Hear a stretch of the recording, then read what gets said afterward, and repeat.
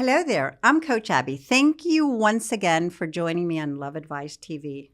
Love Advice TV is a channel created exclusively for you to assist you in navigating through any relationship challenges you may be facing.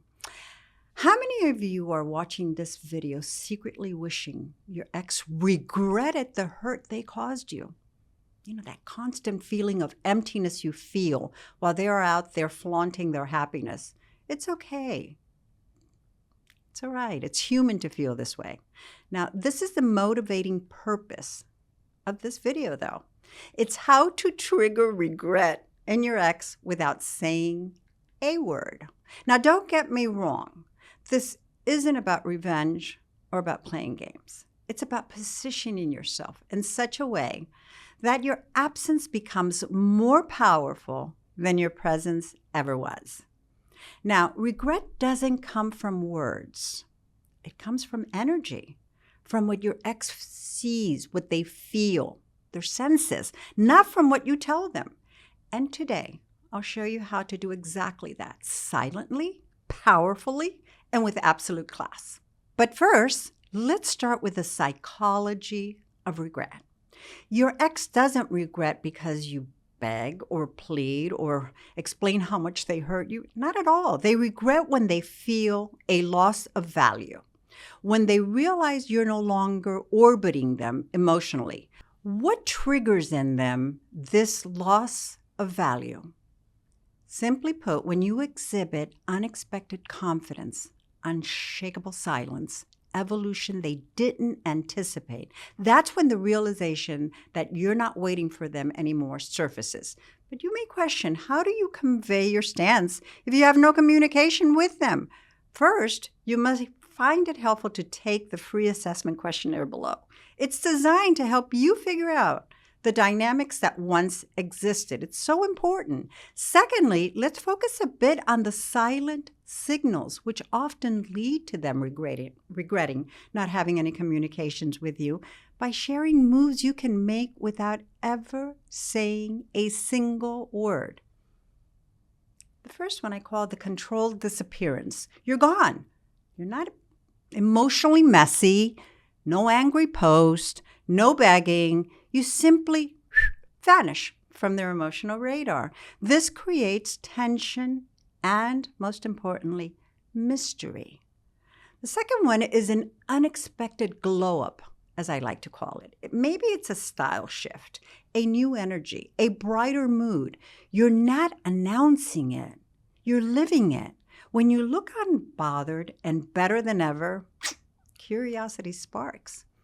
And 3, social proof without bragging you're out there. And what I mean by that, be active. Be surrounded by people who uplift you. And your ex will sooner or later start noticing it. Not because you flaunt it, but because they can sense it through your absence. 4, become your favorite sign. What does that mean? Have this unmatched calmness about you. You're not reacting to their breadcrumbs. You're not jumping at their texts. That calm confidence, it becomes unsettling in a way, in the best of ways.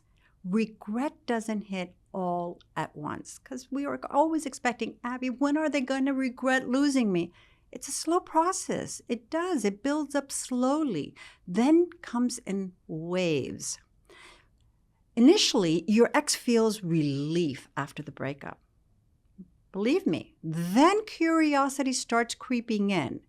One, does that create curiosity? When they haven't heard from you, they start questioning, why haven't they reached out? And then comes the comparison. Yeah, I am on several dating apps, and yes, they are amazing options out there, but I can't stop comparing them to my ex. Finally, realization sets in. I know him or her. If they haven't reached out, I know them. They've moved on. So what's your job? To do nothing loud, nothing desperate, just exist differently. And that difference speaks louder than anything you could text or say. And as you wait for them to take the first step, and that's very important, focus on the following suggestions to maximize the silent impact you've already created. Number 1, let's start by discipline in your routine. Self-respect starts with consistency. And what is consistency? Doing something regularly. Exercise, hydrate, sleep, have a purpose. And the purpose is not, I just want to go back with my ex. Have a purpose for yourself. Number 2, you have to stop saying yes to breadcrumbs. You need to say no to breadcrumbs. Don't respond to vague texts. Hey. Hey doesn't need a response. Or late night messages.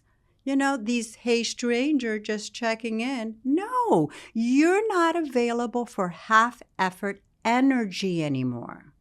You need to, number 3, redefine your value daily. Because we have to remember and remind ourselves about our value.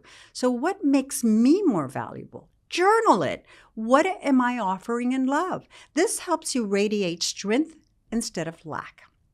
And finally, it's so important, make peace with the past.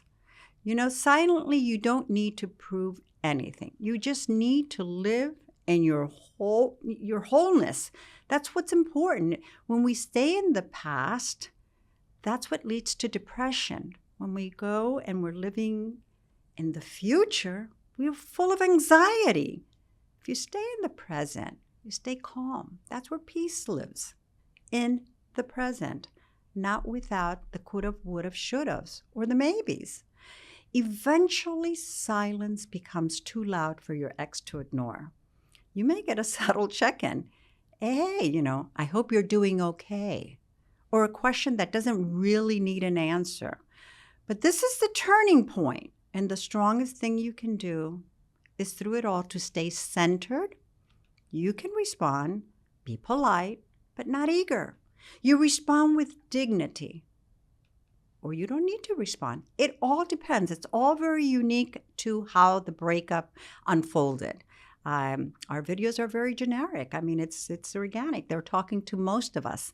But there is, depending, if it was a big blowout, then we need to tweak it here and there.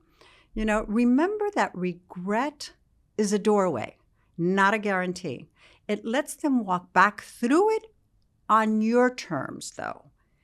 You need to make sure you don't go back to where you left, because you don't want to go back to that old relationship, do you? That old relationship didn't work. You want to create a whole new fertile ground to have something build between both of you. You don't need to allow yourself to just go back to where you left off. You don't need to scream to be heard. It's so important. You don't need to chase to be missed.